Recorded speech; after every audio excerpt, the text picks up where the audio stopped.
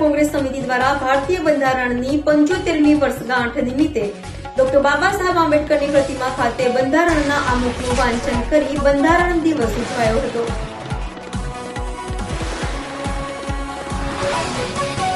સુરત શહેર કોંગ્રેસ દ્વારા બંધારણ દિવસની ઉજવણી કરાઈ હતી। ભારતીય બંધારણની 75મી વર્ષગાંઠ નિમિત્તે ગુજરાત પ્રદેશ કોંગ્રેસ સમિતિ દ્વારા રાજ્યભરમાં સાગમટે ઉજવણી કરાઈ હતી, જે અંતર્ગત ડોક્ટર બાબા સાહેબ આંબેડકરની પ્રતિમા સમક્ષ બંધારણના આમુખનું વાંચન પણ કરાયું હતું।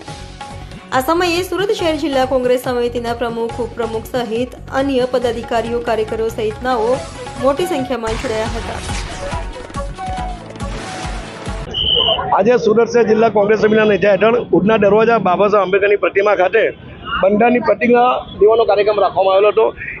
બાબા સાહેબ આંબેડકરે 26મી નવેમ્બર 1949માં બંધારણની રચના કરીને સંસદમાંનો પ્રસ્તાવ મૂકેલો હતો। ત્યારે આ દેશની ભારતીય જનતા પાર્ટી બંધારણને તોડવાનો પ્રયત્ન કરી રહી છે, બંધારણમાં છેડછાડ કરવાનો પ્રયત્ન કરી રહી છે। ત્યારે બંધારણને બચાવવા માટે અમારા યુવા નેતા જનનાયક રાહુલ ગાંધી 10,000 કિલોમીટરની યાત્રા કરીને જ્યારે નીકળ્યા હોય ત્યારે લોકો સુધી બંધારણમાં જે સૂચનો કરવામાં આવે છે, બંધારણમાં જે ન્યાયની વાતો છે, એનો અમલ 18 વર્ષના લોકોને મળે એ માટે કોંગ્રેસ દ્વારા પ્રતિજ્ઞાનો કાર્યક્રમ રાખવામાં આવ્યો છે।